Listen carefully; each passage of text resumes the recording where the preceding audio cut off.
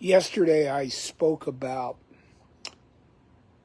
people in conversations being either illuminators or diminishers. And I spoke about the importance of knowing and being responsive versus reactive, being a responder versus a reactor in conversations.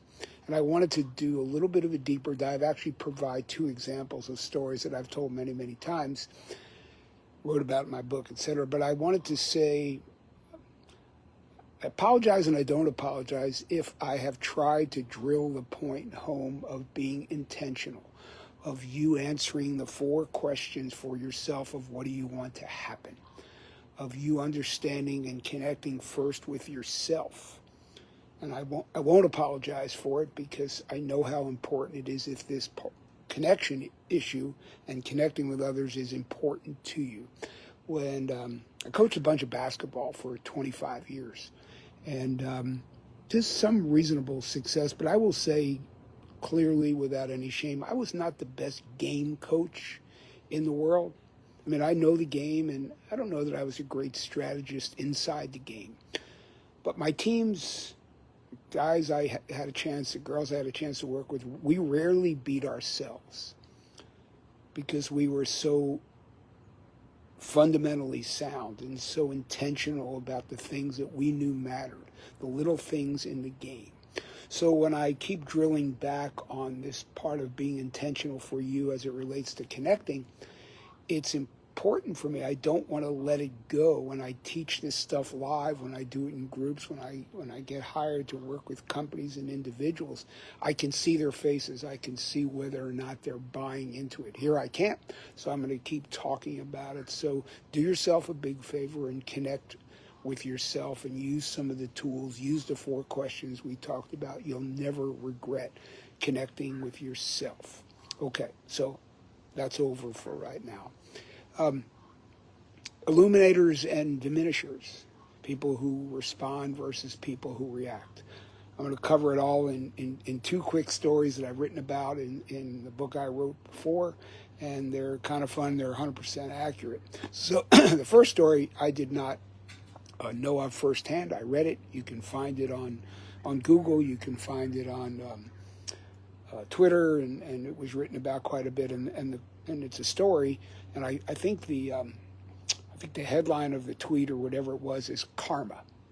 And the story is written by a gentleman who was an HR manager at a company in England, and it was called Karma. And he said, the guy who just cursed me out this morning on the tube just showed up at my office for an interview. So I guess the story is that earlier that day, this gentleman who's writing the story was on his way to work, and apparently somebody tripped over his foot on the tube and just reacted. Didn't respond very well. He reacted in a very diminishing way. He cursed him out every which way and sideways. I was not there, but you can tell from the way the tweet is written, it was every MF and every iteration of that. You stupid, you mother, blah, blah, blah, blah, blah. That's how that person who tripped reacted. That's how he took the conversation. He took it and he had an opportunity, and he took a situation. He just diminished it to the kind of the most guttural level. And then at 5 o'clock that day, he showed up and was going to interview with this HR person for a job. Conversation on the train diminished. A reaction to stimulus terrible. No response. Nothing that he would ever be proud of. And yet that's what he did. True story. I'll put a little graphic up of it. So this is an example of somebody who took a conversation and an opportunity to be in a conversation and just diminished it big time. They reacted horribly.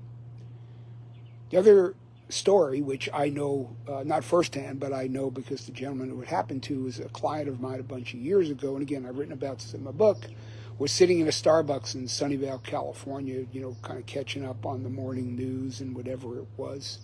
And a gentleman walked by him and tripped again. This time he had a cup of coffee in his hand. The person who tripped had a cup of Starbucks in his hand, and he spilled it all over my client's lap. Again, I know this sounds like something you might read about or whatever, but I was told this story firsthand. And both people responded in a fashion that was illuminating to the conversation. The guy who tripped he couldn't have been any more apologetic. He offered to get the person's suit clean and anything he possibly could to try to make it better. And all the while, my client was sitting there responding as a gentleman, and he had hot coffee in his lap, spilling, burning. If this sounds made up, I guess it does, but it's not. And he knew who he was. He knew how he wanted to be. He knew how he wanted to interact in public with people, to communicate. And he just said, don't worry about it, I'm fine. And they wound up striking up a conversation. And they found out they had a great deal in common. In fact, the person who spilled the coffee was a very senior level executive at a company called Applied Materials, which is in the capital equipment business. They make big machines to manufacture semiconductor chips. And the person who it happened to was also in the capital equipment business, not at a competitor, but at an ancillary company, but a similar business. Fast forward about, I guess, a month from then, and to this day, the person who spilled the coffee offered the person who had the coffee land in his lap a job about a month later. And 15 years later, the person with the coffee in his lap still works in that company in a very, very prominent position. And if this sounds made up again, I apologize. I did not make it up. But to me, when I thought about it, it was a great example of people who illuminate conversations, like both individuals in the second story, and people who responded as they would want to, as people, as human beings. And it's hard not to react when you have coffee in your lap. It's hard not to go off on somebody, obviously.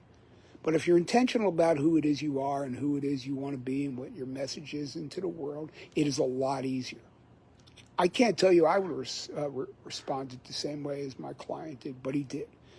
And true story. So if you want an example of why you should spend time understanding who you are and how you want to show up in the world and what you want to happen, and have intention about it, there's two stories for you. The intentionality of responding as you would want to and illuminating a conversation versus the lack of intention and just reacting and cursing somebody out and ultimately embarrassing the hell out of yourself and diminishing a conversation. So that's it. I hope this makes sense, everybody. I hope I'm obviously sitting outside in a place I had to travel a bit today. So I hope this makes sense, and everybody stay safe. And for anybody in Florida that's watching this, please buckle up, batten down, and good luck to you all. Stay safe, everybody. Be illuminators. Respond as you'd like. Be fundamentally sound. Don't beat yourself. Stay safe.